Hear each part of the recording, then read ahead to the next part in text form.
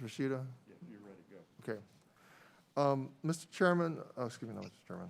I can just call it to order here. Good morning, everybody. I call this meeting to order. A quorum is present. Without objection, the chair is authorized to declare a recess at any time. Pursuant to Committee Rule 4 and House Rule 11, Clause 2, H4, the chair announces that he may postpone further proceedings today on the question of approving any measure or matter or adopting an amendment on which a recorded vote or the yeas and nays are ordered. Before we proceed, I'd like to go over some items for our members participating remotely. First, if you are experiencing connectivity issues, please make sure you or your staff contact our designated technical support so those issues can be resolved immediately. Members participating remotely must continue to use the video function for the duration of their participation in the hearing unless they experience connectivity issues or other technical problems that render the member unable to fully participate on camera. In the event of a recorded vote, members are encouraged to state their name first, then proceed to render his or her vote.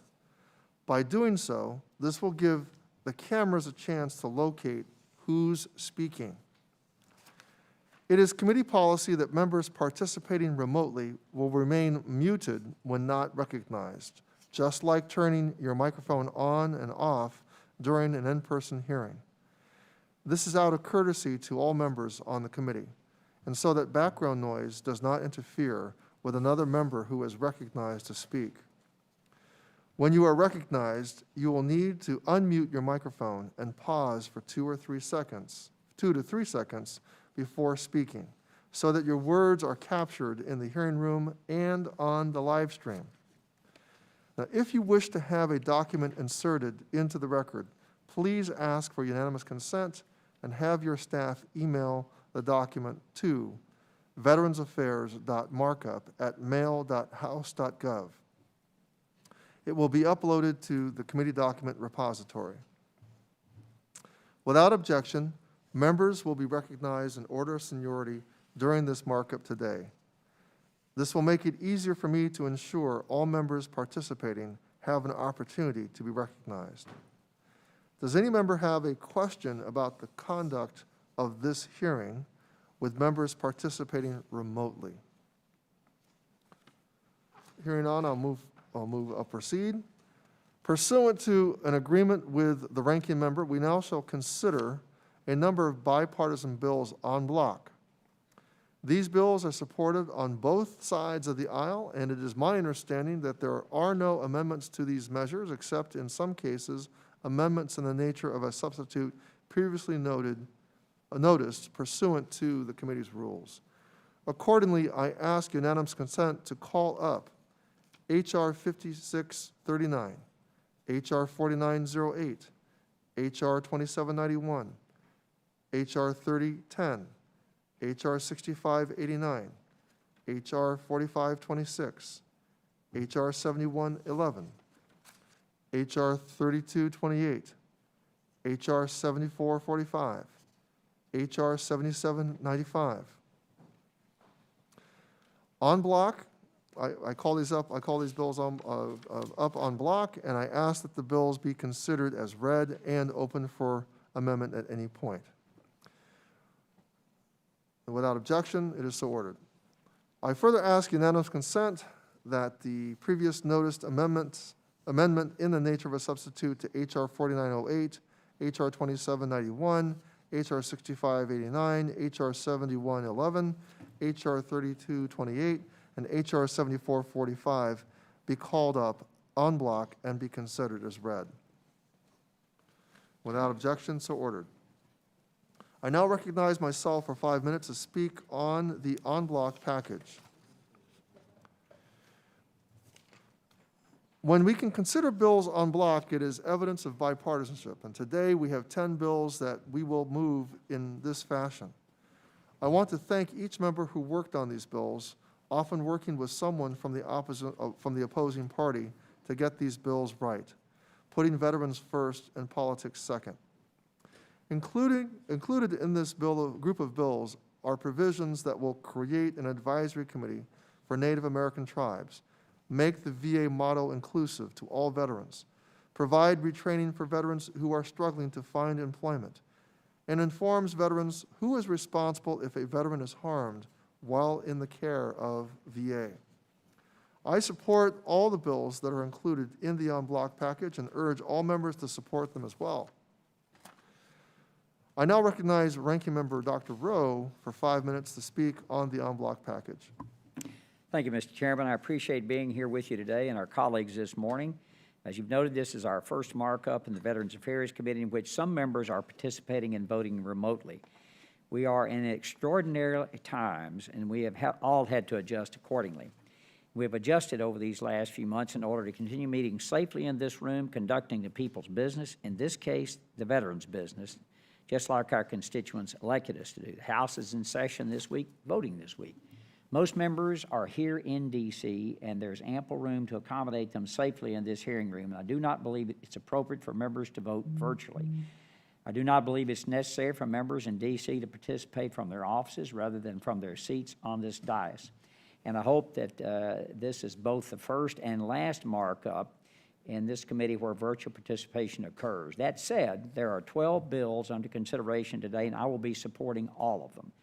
Each one of these bills is intended to create a better system of care, benefits, and services for our nation's veterans, all of our nation's veterans.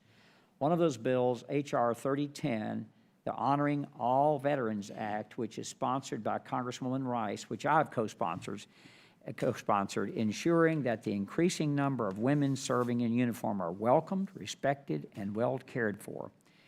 That there are signs that the focus has yielded real results, with women veterans now expressing greater trust in the Department of Veterans Affairs than ever before. However, unacceptable discrepancies in care still exist.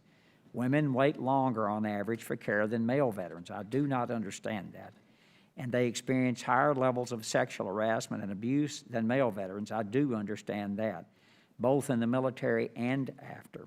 That makes women less likely to feel safe and welcome at VA and more likely to delay or miss care according to studies by VA's own researchers. Having President Lincoln's full quote with its respected use of the male pronoun, repeated use of the male pronoun, serving as the VA's mission statement or motto did not cause those discrepancies. Changing it to replace him and his with those will not solve them either. That said, words matter.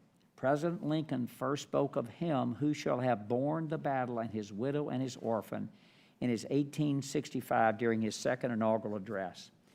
It would be more than 83 years before women were formally recognized as permanent members of the armed forces. Today, 155 years later, women comprise the fastest growing demographic of both the military and veteran populations. President Lincoln's words have an unquestionably important place in both our country's history and VA's history. They inspired the system of support for veterans that became the Department of Veterans Affairs, and they continue to inspire those of us who are passionate about fulfilling America's solemn obligation to the men and women who serve in defense of our freedom. But by VA's own admission, the department only started using it as a motto in 1959. Congresswoman Rice's bill would create a mission statement in the statute for VA, which would reference President Lincoln's words, never changing them, of course, thus continuing to give them an appropriate central role and place of honor within the department, but not quote them directly. That mission statement would read, quote, to fulfill President Lincoln's promise to care for those who shall have borne the battle and for their families and caregivers and survivors, end quote. Let me tell you why this was easy for me, Mr. Chairman.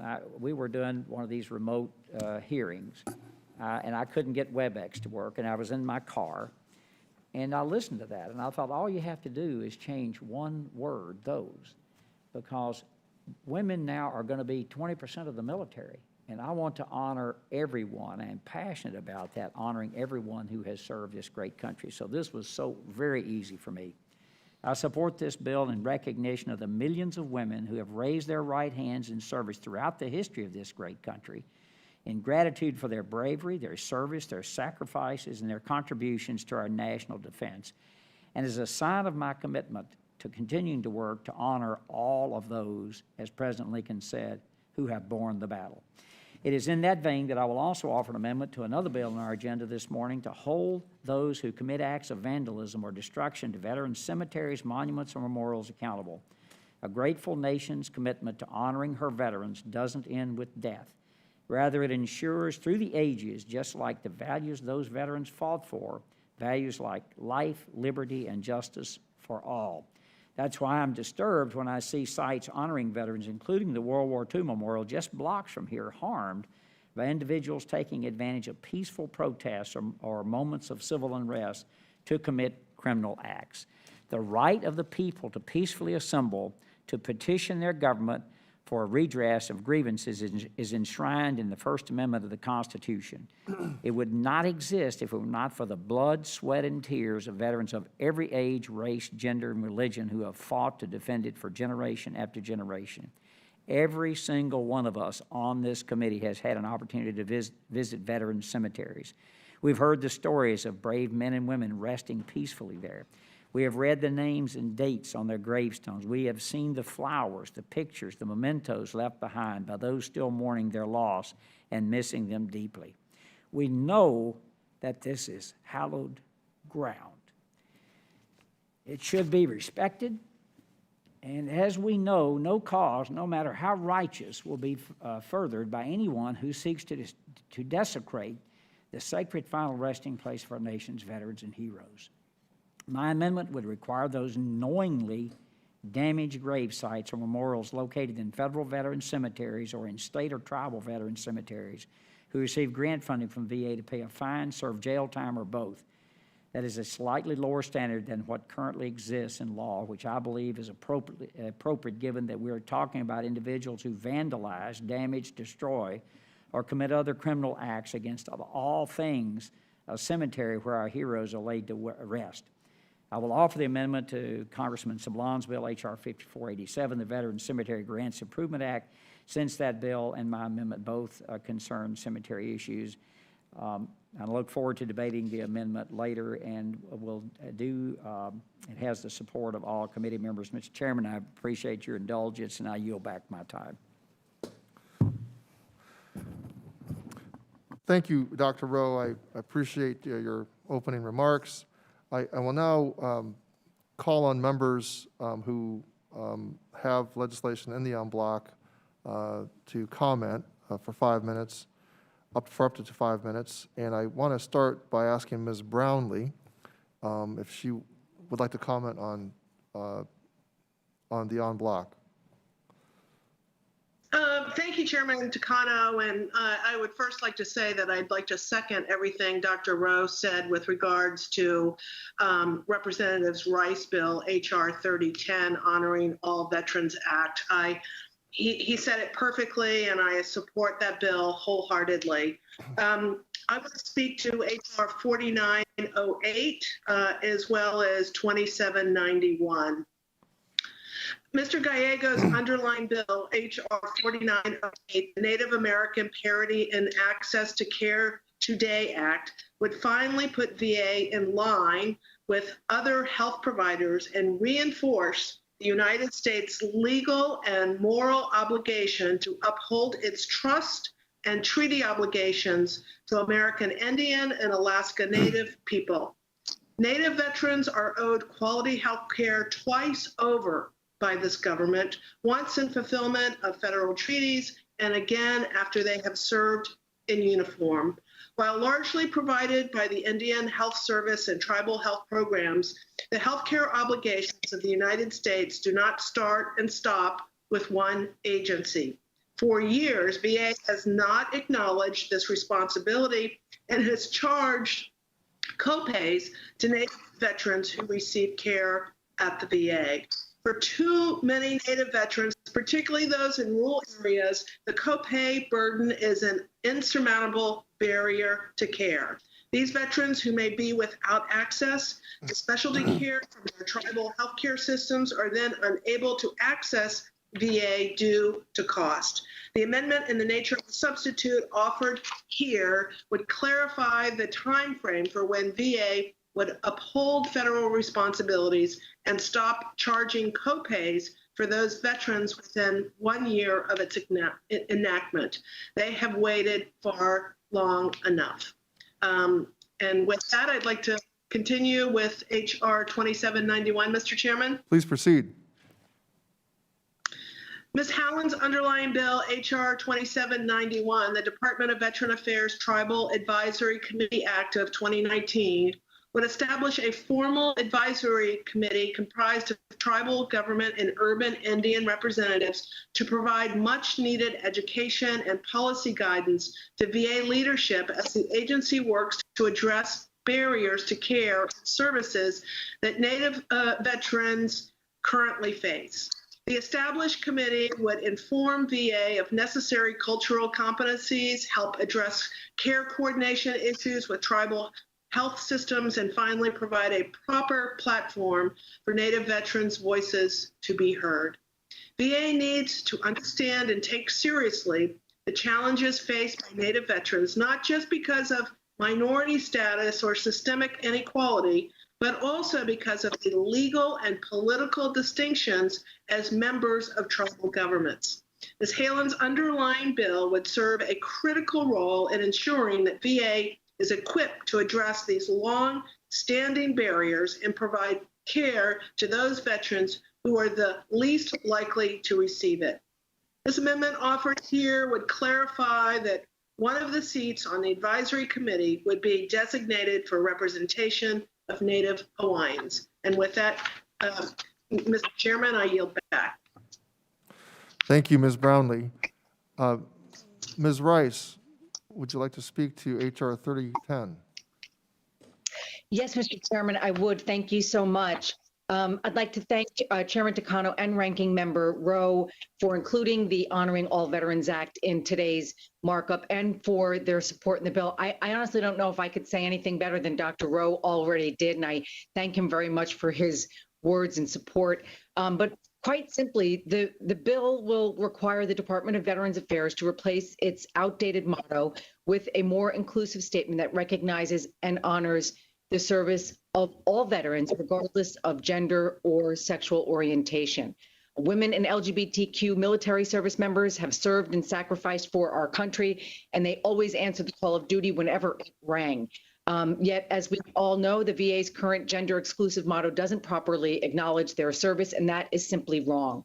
We are just as grateful for their service and sacrifice as we are for anyone brave enough to put on our country's uniform, and that's why we must pass the Honoring All Veterans Act to ensure that these veterans receive the respect they deserve. It's time all veterans are equally embraced by the agency that serves them. I want to thank my colleagues for supporting this bill. I want to thank my Republican counterpart, Congressman Mast, for joining me on this bill.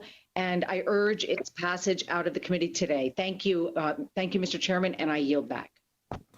Thank you, Representative Rice. I now call on Ms. Lee. You wish to speak for 5 minutes on, up to 5 minutes on HR 6589. Thank you, Mr. Chairman. Thank you for including this bill as well. Listen, the VA's job is too important to allow anything less than the highest levels of accountability. Accountability is best achieved with full transparency and clear lines of responsibility, especially when it comes to financial management. And that is especially critical when we want to ensure that every dollar that this body has authorized to be spent actually supports the needs of our nation's veterans. That is why the department must follow basic federal laws such as the CFO Act. At a December 2019 hearing, I questioned VA's Chief Financial Officer, John Richalski, about whether all of the key financial management positions answered to him. Further, I questioned Mr. Richalski about whether the VA was in compliance with federal laws that requires an agency CFO to have authority and oversight of all financial management. Unfortunately, Mr. Richalski was unable to confirm either point. The VA CFO Authority and Collaboration Act of 2020 addresses VA's noncompliance with the CFO Act, a cornerstone federal financial management law. The VA Office of Inspector General lists as a material weakness that numerous financial officials within the VA do not report directly to the VA CFO. This bill sets out the requirement that VA correct the shortfall and report annually to Congress about whether it has met this requirement, as well as any other internal financial controls problems identified by the IG. The ANS proposed by Mr. Bergman was developed in a bipartisan manner. I appreciate the work of his staff in finalizing the legislation, including the addition of an important provision to ensure that the department's budget plans are well coordinated. Let me be clear. Taxpayer dollars that this body authorized should go to supporting our veterans. A convoluted financial management organizational structure with unclear lines of responsibility make it nearly impossible to ensure that. My bill will ensure accountability over taxpayer dollars, make the VA more efficient, and most importantly, ensure that our veterans are receiving the care they have earned. I urge my colleagues to vote yes, and thank you. Thank you, Ms. Lee. General Bergman, do you wish to comment on HR 6589? Yes, thank you, Mr. Chairman. HR 6589, the VA CFO Authority and Collaboration Act, puts forward a serious effort to improve VA's financial management by addressing the root causes of the problem. Year after year, VA seems to pass its financial statement audit by just the skin of its teeth, despite multiple material weaknesses. This is a perennial issue for the Oversight and Investigations Subcommittee. Unfortunately, we should expect more issues if the system is left unchanged, especially now that VA's budget is approaching $250 billion. My amendment gets to the heart of the matter by addressing the central office chief financial officer's lack of operational authority over the dozens of lower-level CFOs. We have a situation now in which the CFO, Mr. Wachowski, has a great many responsibilities under the CFO Act of 1990, yet limited situational awareness and no operational authority. In the military, we have a joint operations doctrine called C4, Command, Control, Communications, and Computers. If the CFO is the commander when it comes to financial controls, and VBA, VHA, and NCA would be the military services example, it is clearly not possible for him to conduct an effective joint operation without C4. Briefly, my amendment would, 1, involve the central office CFO or his designee in hiring and evaluating the subordinate CFOs consistent with the CFO Act. 2, require action plans from VA to resolve its material weaknesses in the financial statement audits. And 3, direct the central office CFO to certify in VA's budget requests that he is confident in the department's financial controls and financial projections, and that he has sufficiently collaborated with the lower-level CFOs to be able to make those assertions. I want to thank Ms. Lee again for working with me on this amendment in the nature of a substitute to strengthen the bill. With that, I yield back. Thank you, General Bergman. Representative Levin, would you, I call on you to comment on HR 4526 for up to 5 minutes. Thank you, Chair Takano, for including HR 4526, the Brian Talley VA Employment Transparency Act, and HR 7111, the Veterans Economic Recovery Act of 2020, in today's markup. For those who have not heard it, I want to briefly share Brian Talley's story, which shows the dire need for HR 4526. In January 2016, Mr. Talley began experiencing debilitating back pain and sought care at the VA. The doctor diagnosed him with a lower back sprain, denied him a blood test or MRI, and prescribed him painkillers. In March 2016, Mr. Talley's family paid for an MRI in the community, which revealed he had been given a near-fatal misdiagnosis. Instead of a lower back sprain, he had structural damage to his back, and subsequent surgery revealed a bone-eating staph infection that was destroying his spine. Mr. Talley filed a claim with VA for medical malpractice and gross neglect, but it took nearly a year for VA to inform him that his doctor was not a VA employee. Because the doctor was an independent contractor, Mr. Talley had to file in state court. Devastatingly, at that point, the statute of limitations had passed, leaving him and his family without any recourse for the suffering they experienced. It is unacceptable that any veteran would be denied the opportunity to pursue a malpractice claim due to a lack of transparency at the VA.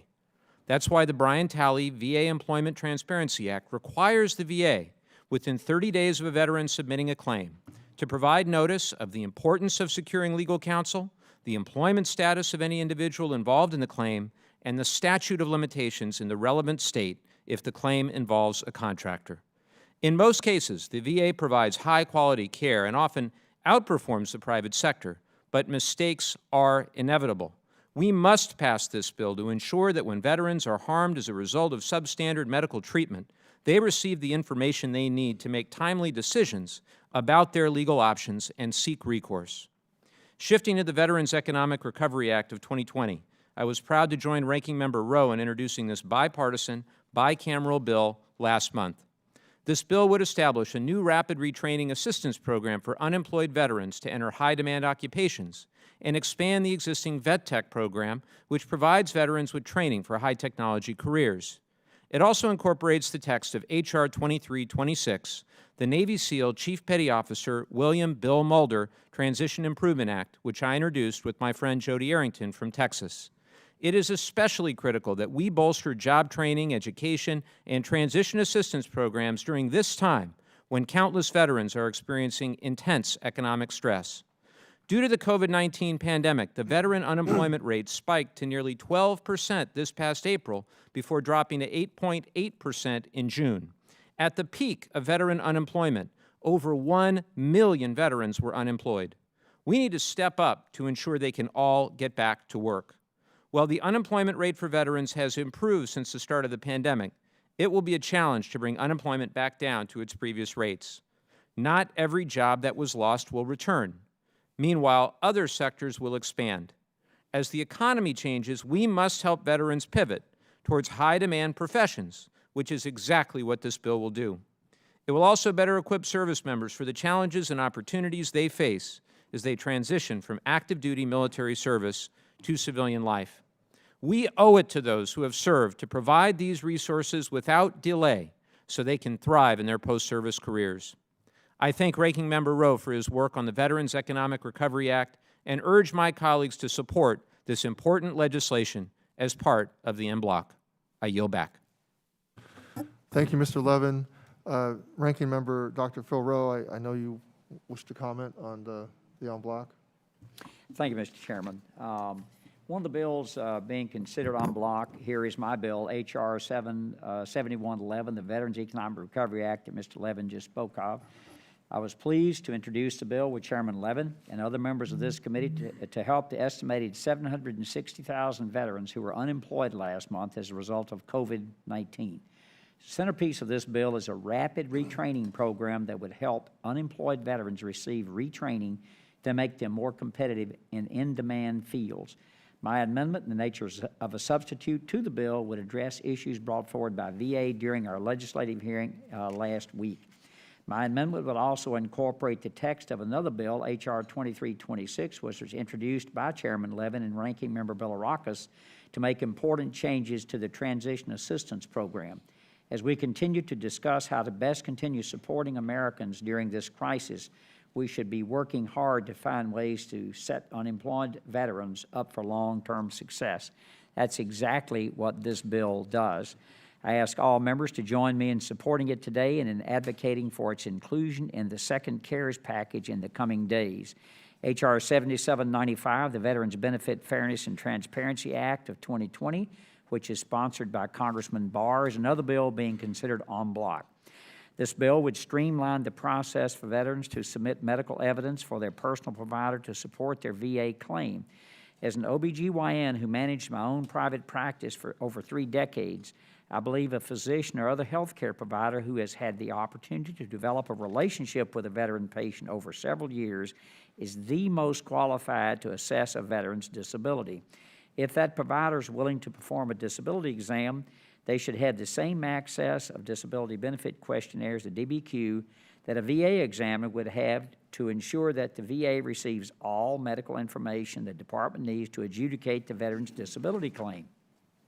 I've heard VA's concerns about this bill, and I understand that the department would like to improve the process for veterans to develop and obtain supportive evidence from private providers. However, I am not persuaded that veterans are well served by eliminating public access to DBQs right now, which is why I am fully supporting this bill today, and I'm grateful to Congressman Barr and Chairwoman Luria for introducing it. I did a town hall last night in Washington for Washington State, and one of the questions was this very thing came up. A veteran had submitted a claim on this, and because the VA had changed the claim, they had to restart the whole process again. So I just heard about it last night, and I told him that we're going to vote on it today. Yet another en bloc bill is H.R. 7445, which is sponsored by Ranking Member Bost, to bring parity between active duty component and the National Guard and Reserve component when applying for a VA-backed home loan. Congressman Cunningham has offered an amendment in the nature of a substitute to that bill to authorize the VA to reduce home loan fees to veterans whose homes have been destroyed by a major disaster declared by the President. I support this bill and this amendment, and I thank Ranking Member Bost, Chairwoman Luria, and Congressman Cunningham for their work. I'm also grateful to two of my other colleagues, Ranking Member Dunn and Congressman Carter from Georgia.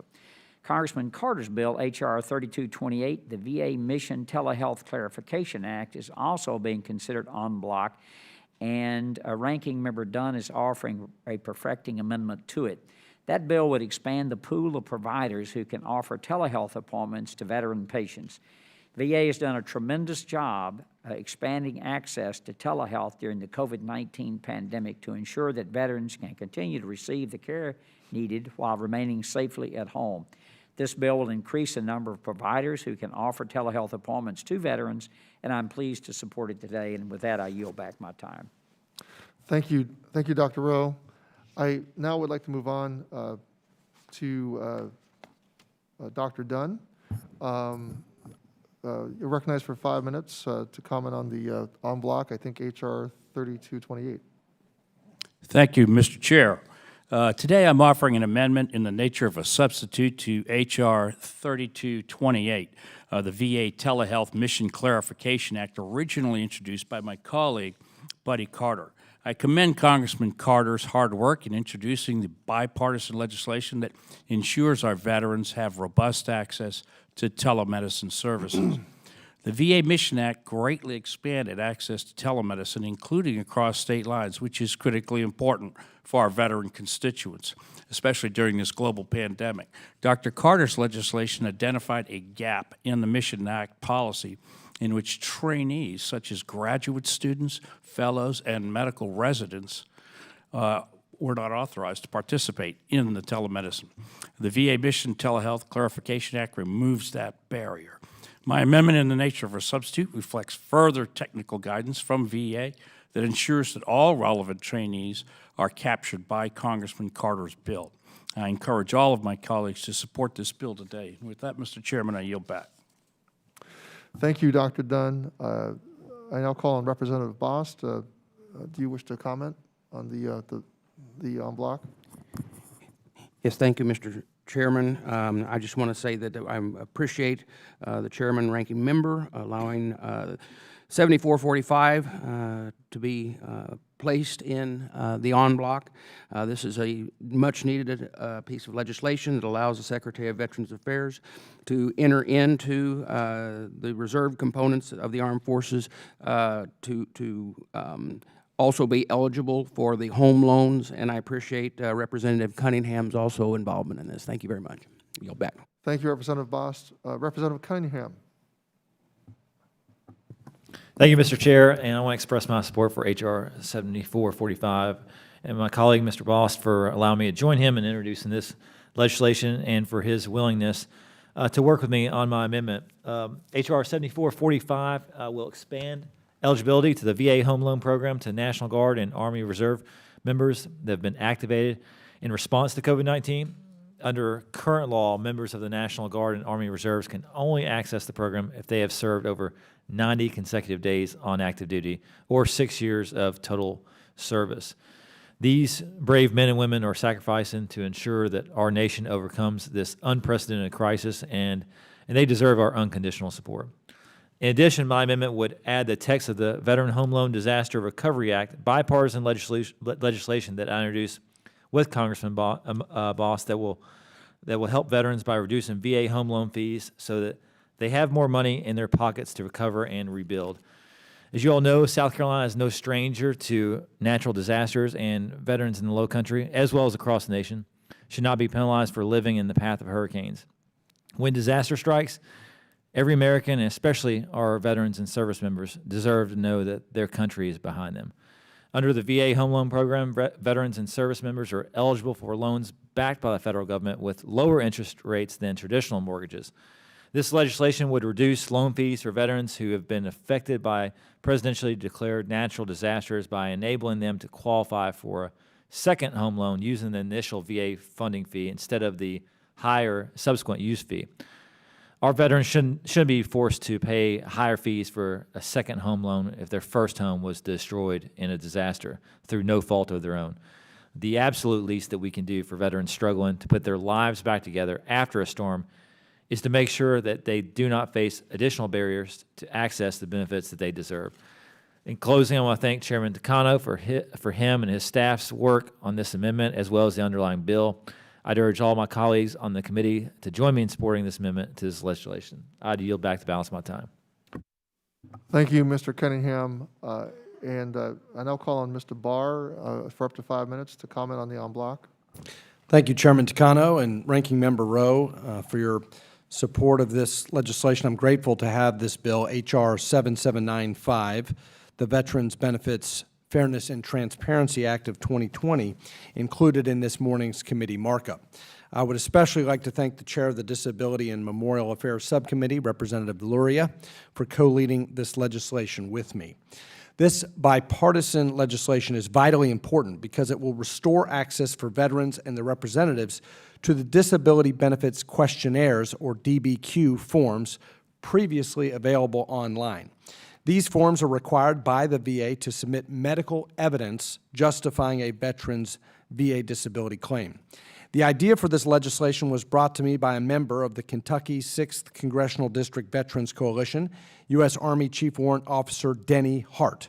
Mr. Hart continues his service to our country by helping other veterans file their disability claims with the VA. However, after the VA removed these forms from being publicly available in April, effectively shutting out Mr. Hart and other veterans advocates from assisting veterans, there became a need for Congress and this committee to act. My legislation gives the VA additional manpower to process a veteran's DBQ by maintaining the ability of a veteran's own provider to fill out the form.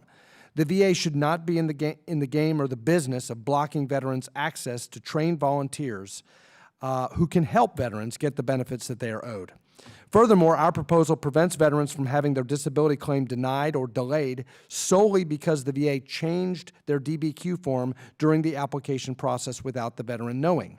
During this pandemic, we must ensure our veterans' disability claims process is not paused or compromised, and that we protect veterans from unnecessary burdens while securing benefits owed to them. No eligible veteran should be denied disability benefits just because a bureaucratic form has been changed between the time that they filled it out and the time of adjudication. This has happened to several of my constituent veterans, causing significant unnecessary frustration and difficulty. This common sense legislation is supported by multiple veteran service organizations like the Disabled American Veterans, Paralyzed Veterans of America, Minority Veterans of America, and more. While I understand the VA has its concerns with public-facing DBQs, I had the opportunity to share the motivation of this bill with them in our legislative hearing last week and hope they will, going forward, work with veterans to make disability benefits applications and the process better and wholly in the veterans' best interest. I urge my colleagues to support this bipartisan legislation, and I thank the chairman and the ranking member for including this legislation in this morning's markup, and I yield back.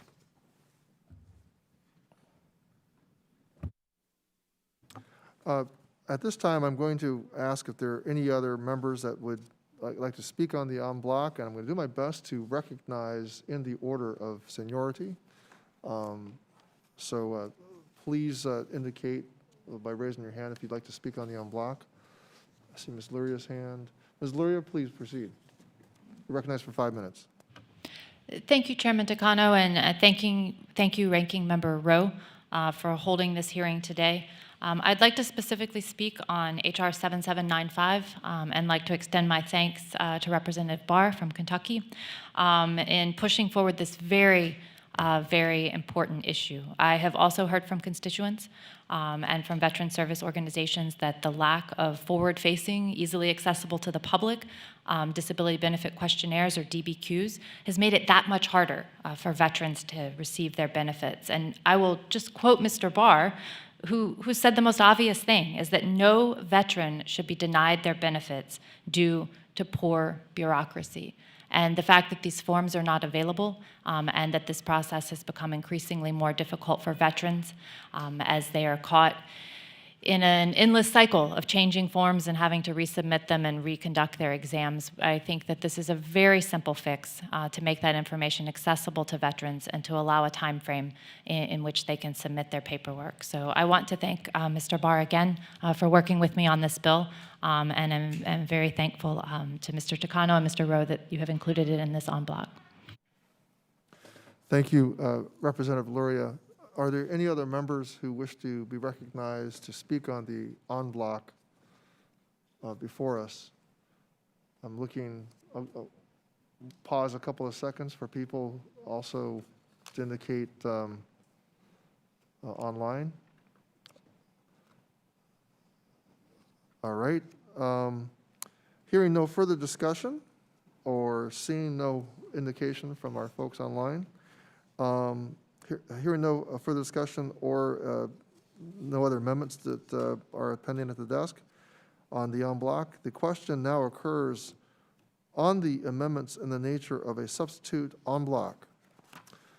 All those in favor say aye. Aye. All those opposed say no. Aye. In the opinion of the chair, the ayes have it. I recognize Ranking Member Rowe for a motion. Thank you, Mr. Chairman. I move that H.R. 5639, H.R. 4908 as amended, H.R. 2791 as amended, H.R. 3010, H.R. 6589 as amended, H.R. 4526, H.R. 7111 as amended, H.R. 3228 as amended, H.R. 7445 as amended, and H.R. 7795 be reported favorably to the House of Representatives.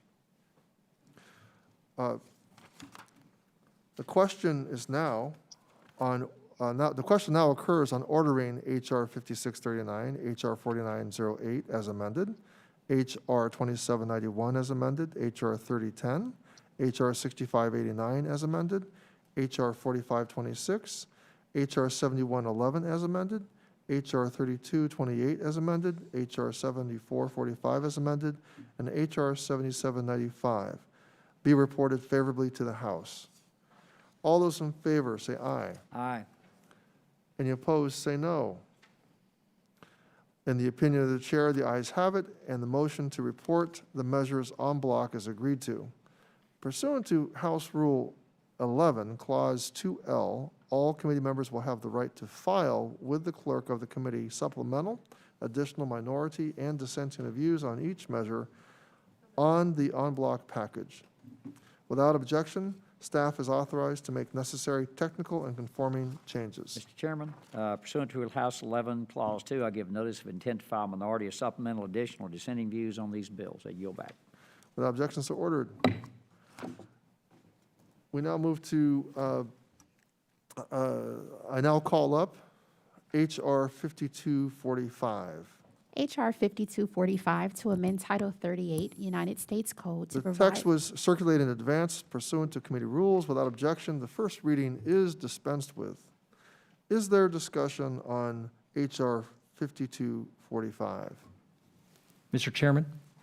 Mr. Pappas, you recognize? Mr. Chairman, I have an amendment in the nature of a substitute to H.R. 5245 at the desk. The clerk will designate the amendment in the nature of a substitute. Amendment in the nature of a substitute to H.R. 5245, offered by Mr. Pappas of New Hampshire. The text was circulated in advance pursuant to committee rules without objection. The reading of the amendment is dispensed with and will be considered as original text for the purposes of further amendment. Mr. Pappas, you recognize for 5 minutes in support of your amendment in the nature of a substitute. Thank you very much, Chairman Takano, and thank you for including this bill, H.R. 5245, as part of today's proceedings. It's the Stopping Harm and Implementing Enhanced Lead Time for Debts for Veterans Act, or SHIELD for Veterans Act. I proudly introduced this bill, along with my colleague, Congressman Max Rose, to fix some major problems directly affecting our veterans. Veterans are often surprised, badly surprised, when they receive letters saying they owe money to VA. Sometimes these debts reach thousands of dollars. During hearings held by the Oversight and Investigation Subcommittee during the past year, we heard from veteran service organizations about the pain and hardship these surprises may bring. VA's debt collections can often be difficult to navigate and create a financial burden for veterans, many of whom rely on their earned benefits to make ends meet. Among other things, the SHIELD Act would bring more fairness to VA's collection process. Veterans should not be on the hook for the portion of the debt that accumulates when VA takes too long to process the veteran's information. Additionally, the bill requires VA to provide adequate notice before beginning collection of an overpayment and prohibit VA from charging interest or administrative costs on benefit debts. Finally, it establishes a timeline for modernizing the system for veterans to get basic information about their debts and options. I want to emphasize the bipartisan nature of this legislation. Since the introduction of the bill, the majority and minority staffs have worked together, reviewing the language, discussing current policies and procedures with VA officials, and making improvements. We've agreed on an ANS that incorporates these improvements. I'd like to thank Ranking Member Bergman and his staff for their work with our majority staff. Once again, we have shown that bipartisanship can result in stronger legislation. Further, I understand that Congressman Bost has prepared an amendment that would allow beneficiaries to update more of their information electronically, and I support his amendment. I urge my colleagues to support this ANS and this legislation, and I yield back. I thank Representative Pappas for offering the amendment in the nature of a substitute. This legislation would create important steps to improve how VA handles overpayments to veterans. The department's process for collecting overpayments that it makes must be fair and reasonable and take into account the potential hardships when an error is discovered. This legislation does just that. Further, the legislation would make overpayments less common by improving the information available to beneficiaries and modernize how veterans can provide updates to VA on their eligibility and status. I also appreciate the bipartisan nature of this bill, and I support this bill and urge my colleagues to do the same. Does any other member wish to be recognized to discuss the Pappas amendment in the nature of a substitute to H.R. 5245? Mr. Chairman. Mr. Bost. I have an amendment at the desk. The clerk will designate the amendment to the amendment in the nature of a substitute. Amendment to the amendment in the nature of a substitute to H.R. 5245, offered by Mr. Bost of Illinois. Add at the end of the following new section. The text was circulated in advance pursuant to committee rules. Mr. Bost, you recognize for 5 minutes in support of your amendment. Thank you, Chairman Takano. As you may know, certain veterans can receive additional compensation or pension if they have eligible dependents. However, veterans must notify VA to ensure that they are receiving the correct rate if their dependent status changes, such as the birth of a child or the passing of a spouse. If a veteran doesn't inform the VA, the veteran can incur an overpayment that must be repaid. During my time as chairman of the DAMA subcommittee in the 115th Congress, I held an oversight hearing on VBA overpayments. As a result of these hearings, I learned that despite notifying VA of a change in their dependent status, veterans may still incur an overpayment. The problem happens because in the case of removing a dependent, VA doesn't always take immediate action to update the veteran's benefits amount and continues to issue the incorrect payment. During the DAMA subcommittee hearing, DAV raised concerns that a veteran can request to add their dependent on a e-benefit, but the same functionality does not exist to remove a dependent from their award. VA claimed to address this problem several years ago. However, during September 19, 2019, O&I subcommittee hearing led by Chairman Pappas and Ranking Member Berkman, we learned that the veterans are still unable to initiate a dependency change in e-benefits. My amendment would address this issue and once and for all by requiring VA to allow a veteran to remove their dependent from their award through e-benefits or a successor system. Moreover, VA would be required to make these changes no later than 60 days after the veteran requests such removal. This amendment is necessary to ensure that the VA quickly updates the veteran's monthly benefits to prevent the overpayment from occurring in the first place. With that, I yield back. I thank Representative Bost for his amendment to the amendment in nature of a substitute by Representative Pappas. I want to thank the member for working with Mr. Pappas on this bill. This is a good addition to the legislation that includes an additional step to allow veterans to update their status through modern electronic means, resulting in fewer overpayments by VA. I urge our members to support the amendment. Is there further discussion or debate on the amendment to the amendment in the nature of a substitute? I see General Bergman. General Bergman, you're recognized. 5 minutes. Thank you, Mr. Chairman. The ANS to H.R. 5245, the SHIELD Act, is legislation born from oversight work carried out by the Oversight and Investigation Subcommittee. Last fall, our subcommittee held a hearing on overpayments and VA's debt collection practices. Immediately following that hearing, I personally went to the VA's Debt Management Center in St. Paul, Minnesota, to gain better understanding of the process. There, I met employees that were empathetic and oriented towards treating veterans fairly and with compassion, and I was very impressed with the improvements that the current leadership team was making to enhance the customer experience when it comes to debt collections. The root cause of this problem is the creation of debt in the first place, and as our hearing highlighted, veterans or beneficiaries may incur debt through no fault of their own. Veterans should not face potential financial harm due to delays or errors made by the VA, and I'm glad to support this bill. I believe the best legislation is one where we ensure that we are doing right by our veterans and our taxpayers. Therefore, I hope to work with Chairman Pappas to find an offset for H.R. 5245. Lastly, I will be supporting the amendment filed by my friend Mr. Bost that will address a significant cause of overpayments and debts. I thank Chairman Pappas for his willingness to work with us on this legislation. And with that, Mr. Chairman, I yield back. Thank you, General Bergman. Are there any other members who wish to speak on the amendment to the amendment in the nature of a substitute? Ranking Member Dr. Rowe, you recognize for 5 minutes. Thank you, Mr. Chairman. Debt collection is not fun for any party involved, especially when the debt in question was caused by bureaucratic delays. This bill seeks to relieve veterans from the collection of overpayments that are caused by VA's failure to meet an established standard of timeliness. This is a policy that I think we can all get behind. I want to thank Chairman Pappas, Ranking Member Bergman, and Ranking Member Bost for their work on this bill. I support both the amendment in the nature of a substitute and the Ranking Member Bost amendment to it. With that, I yield back. Thank you, Ranking Member Dr. Rowe.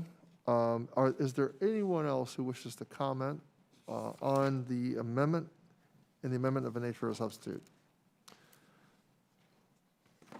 If not, the question is on the Bost amendment to the amendment in the nature of a substitute to H.R. 5245. All those in favor say aye. Aye. Any opposed say no. In the opinion of the chair, the ayes have it, and the amendment to the amendment in the nature of a substitute is agreed to, and without objection, the motion to reconsider is laid on the table. Is there further debate on the amendment in the nature of a substitute? If not, the question is now on the Pappas amendment in the nature of a substitute to H.R. 5245. All those in favor, please say aye. Aye. All those opposed, say no. In the opinion of the chair, the ayes have it, and the Pappas amendment is agreed to, and without objection, the motion to reconsider is laid on the table. The question is now on agreeing to H.R. 5245 as amended. All those in favor, please say aye. Aye. All those opposed, say no. In the opinion of the chair, the ayes have it, and H.R. 5245 as amended is agreed to, and without objection, the motion to reconsider is laid on the table. And I now recognize Ranking Member Rowe for a motion. Thank you, Mr. Chairman. I move that H.R. 5245 as amended be reported favorably to the House of Representatives. All those in favor say aye. Aye. All those opposed say no. In the opinion of the chair, the ayes have it, and the motion is agreed to. Without objection, the staff is authorized to make necessary technical and conforming changes in the committee amendments. Okay. Mr. Chairman? Yes, Dr. Rowe. Pursuant to House Rule 11, Clause 2, I give notice of intent to file minority or supplemental, additional, or dissenting views on these bills. Now yield back. Thank you, Dr. Rowe. I now call up H.R. 5487. H.R. 5487 to amend Title 38 United States Code to provide for an increase in the maximum amount of the Department of Veteran Affairs grants to states and The tribal text was circulated in organizations. advance pursuant to committee rules. Without objection, the first reading is dispensed with. Is there discussion on H.R. 5487? Yeah, Mr. Chairman, Saban. Mr. Sablon, you are recognized for 5 minutes. Thank you. Thank you very much, Chairman Takano, Ranking Member Rowe, and my colleagues, members of the committee. Thank you for your leadership and supporting our veterans and for including on today's agenda H.R. 5487, the Veteran Cemetery Grants Improvement Act. This bill will help get more funding for operations and maintenance to locally run veteran cemeteries nationwide. It increases the amount the VA can grant for this purpose each year from $5 million to $10 million. As more veterans choose to be buried close to their home, more states, territories, and tribal governments are applying for funding from the VA to help cover the cost of operating and maintaining local veteran cemetery. And while the list of applications grow, the amount the department can award has not. As under current law, no more than $5 million can be awarded per year to meet the net needs of over 100 cemeteries. The Veteran Cemetery Grants Improvement Act updates that authorization by a modest $5 million. The act will help veteran cemeteries in every state, territory, and tribal nation remain the dignified and well-maintained resting places our veterans deserve. I know here in my own district, the Northern Mariana Islands, the Veteran Cemetery built with federal funds faces challenges in this respect. Veterans' families have come to me for help, and this bill responds. I know my co-sponsor, Representative Stale, shares this concern for the Southern Wisconsin Veterans Memorial Cemetery in his district, as do other members for the cemeteries that serve their constituents. And I know the members of this committee are committed to honoring our nation's veterans and their families who have sacrificed so much to ensure our country remains safe and free. The veterans of foreign wars, American Legion, Paralyzed Veterans of America, Wounded Warrior Project, and the Veterans Administration all testified in support of this legislation earlier this month. And I urge the committee to report favorably H.R. 5487, the Veteran Cemetery Grants Improvement Act. I thank you, Mr. Chairman, and I yield my time. I yield back. Thank you, Mr. Sablon. Does any other member wish to be recognized to discuss H.R. 5487?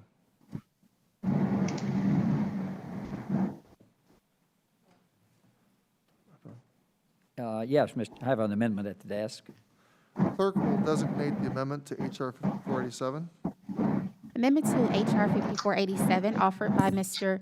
David P. Rowe of Tennessee at the end of the bill at the following section. The text was circulated in advance pursuant to committee rules. Without objection, the reading of the amendment is dispensed with. I do reserve a point of order on this amendment, and I now recognize Dr. Rowe for 5 minutes on his amendment.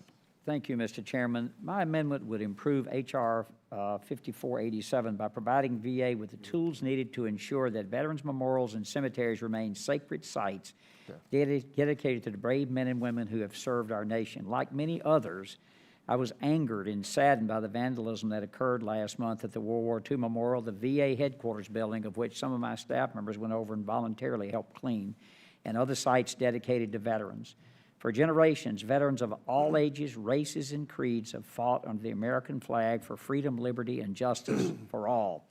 It is inexcusable that criminals are using peaceful protests calling for those same ideals to vandalize memorials, grave sites, and other sites meant to honor those veterans. These illegal acts not only diminish the voices of those exercising their right to peacefully assemble, which I concur with, but are also a slight to the memories of those veterans who fought in defense of that right and all others enshrined in our Constitution. Current law stipulates that those who willfully destroy veterans' memorials on federal property are subject to a fine and a maximum prison sentence of 10 years or both. However, in light of recent events, it is clear that the statute does not go far enough to deter these criminal acts. My amendment would lower the evidentiary standard from willful to knowingly. My amendment would also clarify that damaging or defacing a veteran's grave site or national cemetery is illegal under federal law, and expand this prohibition to cover offenses that occur at grant-funded state or tribal veteran cemeteries. I hope we can all agree that damaging a grave site or monument to someone who has served in uniform and disturbing the hallowed remains of veterans interred at federally funded veteran cemeteries is an affront to veterans everywhere, and that those who perpetuate these senseless criminal acts should be punished accordingly. Through programs like the VA's Veterans Legacy Program, we have heard extraordinary stories of service and sacrifice. And just a point of personal privilege, the hardest day for me for the year is Memorial Day. And that's a day when we think about all the men and women who paid the ultimate price, who've died in service to this country. And the VA has 4 missions. We all know those well. And cemeteries is one of them. 2 years ago, I had the privilege of leading a delegation of this committee, and Ray was there, and others on the committee went to the battlefield monuments in Europe. We went to Flanders Field, Chateau Thierry at the Marne River, Belleau Wood. Congressman Bost and Dr. Dunn were there with that trip. We both drank from the Devil Dog Springs at that incredible site. Normandy at Pointe du Hoc, where Lieutenant Colonel Rutter led those incredible Rangers up that 100-foot peak at Normandy. Thousands of graves. They were immaculately. I remember that they wouldn't use a weed eater because they would clip around the grave sites not to deface those grave sites. And I want to pass along just a few names for you here that I want you to remember. Johnny Parham, Bob Perry. Johnny and I ran track together in high school. He was killed in Vietnam. Bob Perry, I went to a high school reunion not many years ago, and I was asking, I went from the first grade to high school with Bob. I said, what happened to Bob? He was killed the first day he was in Vietnam. Thomas E. Thayer, first sergeant, my scoutmaster, won the Silver Star and was killed in Vietnam in 1965. He left 4 children and a wife at home. And literally, that has directed me all these years on the Veterans Affairs Committee because I saw how that family was literally left destitute. I looked and I want you to hear a Homer piece. Homer was a young man who went down in 1943 in Johnson City, Tennessee, where I'm from, to join the Marine Corps to fight in World War II. They turned him down. They would not let him come in the Marine Corps. He was 13 years old. He then joined the Army, got in the 101st Airborne Division, parachuted in at D-Day at 15 as a sergeant. And when they found out that he shouldn't be in, they busted him back to private and sent him home. And he ran away from home to join the military again. It has a sad ending, of course. He was killed in Vietnam, awarded the Silver Star in 1965. And I know on this committee, Congresswoman Luria, thank you for your service. Congressman Rose, Cisneros, Lamb, Peterson, Rowe, Bost, Dunn, Lieutenant General Bergman, Banks, Watkins, Stubbe, all of you all have served this country well. And I would ask at this point in time, the people to look after those we honored are still living. They're us, they're here. Who is going to look after those who have passed but the us? And when we pass, who will look after us and our graves? I ask you all to think seriously about this, and I had a discussion with the chairman beforehand. He's going to work with me on this. I very much appreciate that. It's very emotional for me because I have so many friends that have died in combat. I'm going to withdraw my amendment, and he has graciously accepted to work and find a vehicle to help prevent this desecration of our nation's heroes. And I thank the chairman for that, and I withdraw the amendment. Ranking Member Dr. Rowe, I want to express my gratitude for your withdrawal of the amendment, and I want to pledge my sincere pledge. I want to pledge sincerely to you that I will work with you to find some way to meet your concerns of what you want to achieve. There are some jurisdictional issues that we got to deal with, but you know, we are in a difficult moment in our country, and emotions are running high.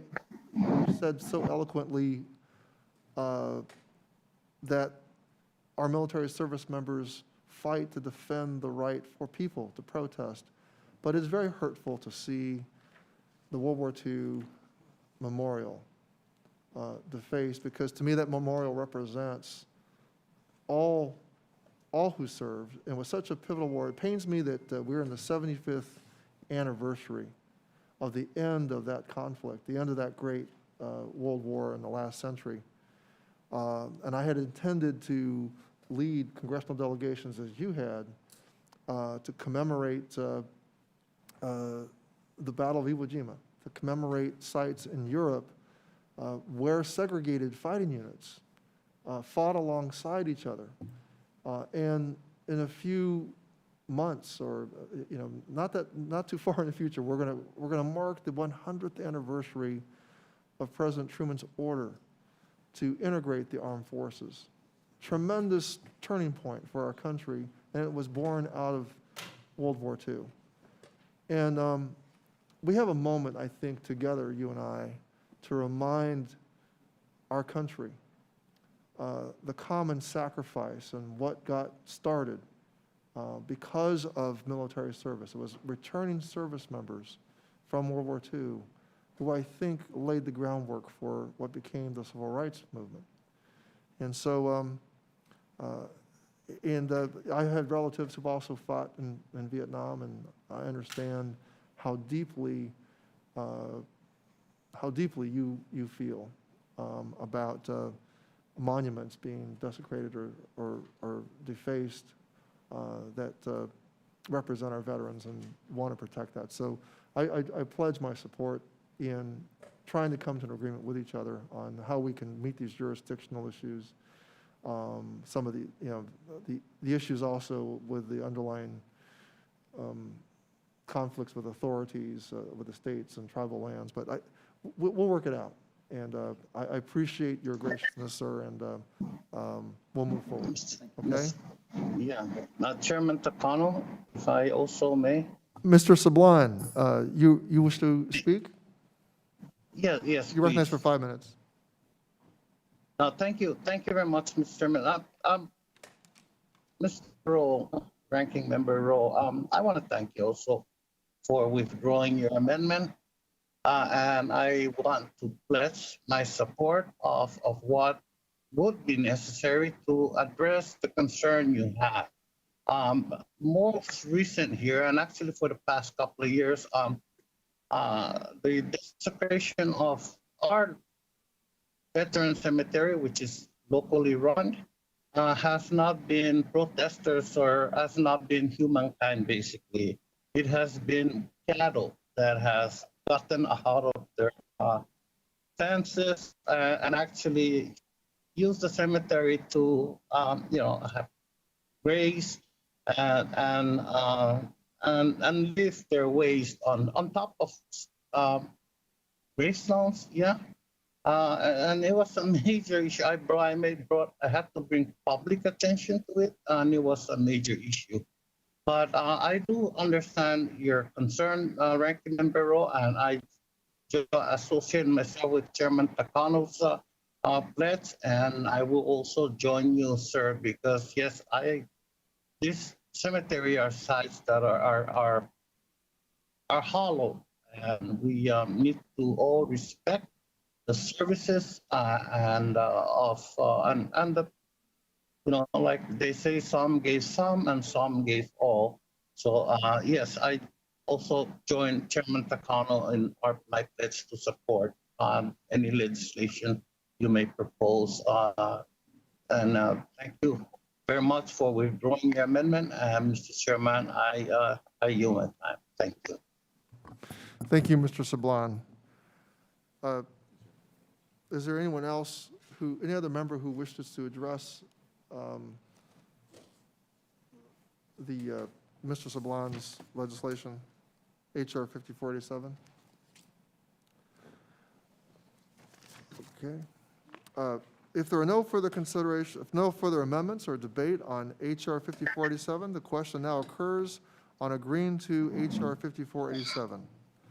All those in favor say aye. Aye. All those opposed say no.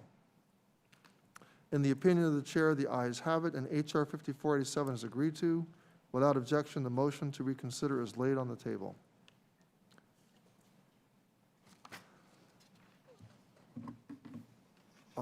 Let's see, what do I go out? There's no roll call. Just a second. I now recognize Dr. Rowe for a motion. Thank you, Mr. Chairman. I move that H.R. 5487 be reported favorably to the House of Representatives. All those in favor say aye. Aye. All those opposed say no. In the opinion chair, the ayes have it, and the motion is agreed to. Without objection, the staff is authorized to make necessary technical and conforming changes in the committee's amendments. Thank all of you for attending the markup.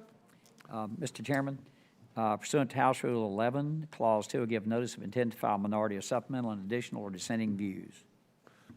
Thank all of you for attending the markup, and this meeting is adjourned. Hey, Phil? Thank you.